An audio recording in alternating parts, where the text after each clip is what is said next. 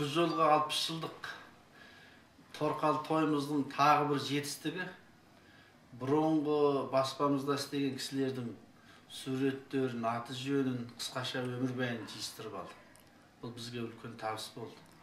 Өте мына бұрынғы кейбір ақпарат баспаларында қате жазып жүрген 1951 жылы ұлттық істер комитетіне келіп істеген Сағдолла Тоқтамыс, Мұқамия Тоқбай, Мағауия Тоқбай бұл деген сияқты ағаларымыздың осы суреттерін, өмір кешірмелерін алдық.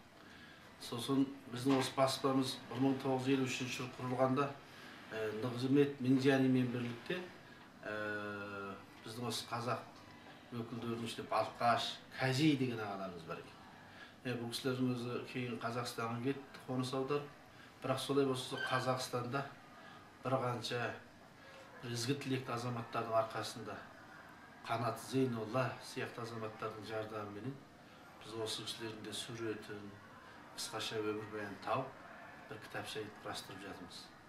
Демек, бұл кісілер біздің баспамыздың іргетасын қаласқан, өзіміздің қарт аудармашымыз, алғашқы әліпбелік нұсқадан бастап саясаттың салиқалы томдарымен өзіміздің төл туындыларымызға дейін әкеп тіреген біздің алғашқы осындағы аудармашыларымыз. Бұл бір үлкен табыс болды.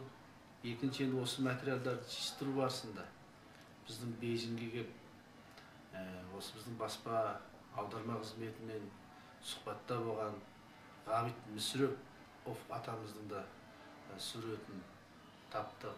Бұл деген сөз екі ел арасындағы гуманитарлық байланыстың тамырының тереңде жатқандығы.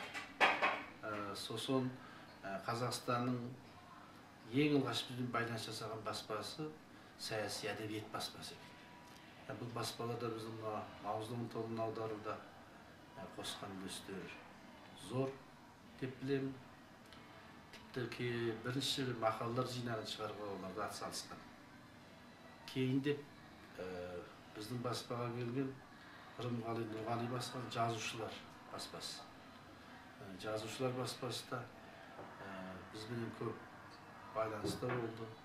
80 жылдың алғашқы кезінде Абылаш Қасымбек ағаларымыз мына бізде Ботагөз, Қазақ солдаты қатар бір қанша классикалық шығармалар арқылы бізді оқырмандарымызға өте зәру болып тартқан еңбектермен сусындатты.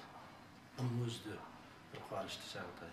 Онан кейінгі үшінші толқын осы біздің 80-ші жылдардан кейін 90-ші жылдардағы байланыстар біраз жиілесіп, 90-ші жылғы Абайдың 95-ші жылғы Абайдың 150 жылдығына байланысымен Қазақстан елшіханасы, сосын осындағы мамандардың Хақуамжан Хабай ақсақалдың аудармасымен Абайдың толықтығы Қытай тілінде қазушаға аударылып шықты. Осы 4 томның өзі осы біздің екі ел арасындағы алтын көпір болды. Абайдың ақылияларын Әкбар Мәжитұлы қатарлы кісілер аударып, бұл да үлкен жетістік болды дейтініміз. Осы жолы Ши Цзиньпин Чушиміз Қазақстанға барғанда сол Әкбар ағамыз аударған аудармадан цитат келтіріп, үлкен екі ел достығының тамырын тереңде жатқан осындай байланысымыздың қою екендігін, тағы да осындай гуманитарлық саласындағы байланысымызды күшейте беру жөнінде осындай тілге тиек болды.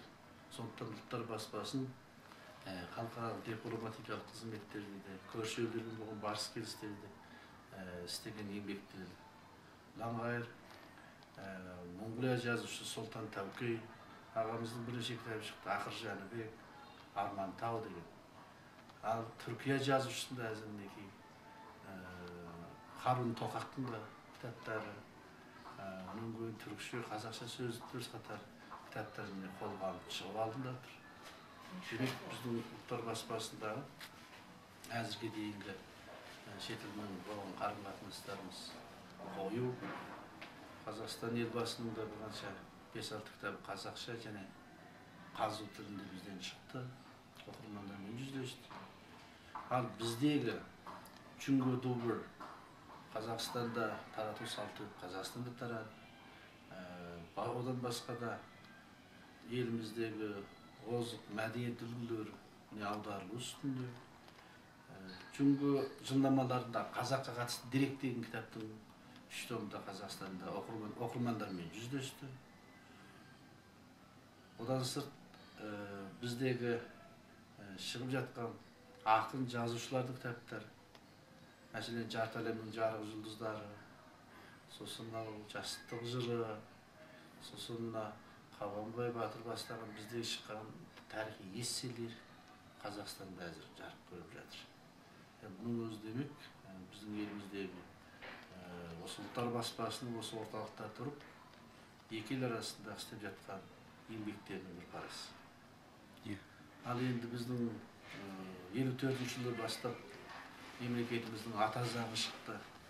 Сол 54 жылы ата заңы шыққаннан кейін әзірге дейін 18-ші құрылтайға дейін әр реткі мемлекеттік мәжілістің құжаттарын, заң ережелерін, орталықтың үнін кең халық бұқарасына жеткізуде, орталықтың салиқалы саясаттарын қазақтың кең сахарасына үгіттеуде біздің ұлттар баспасы істеп жатқан қызметі ұшан теңіз.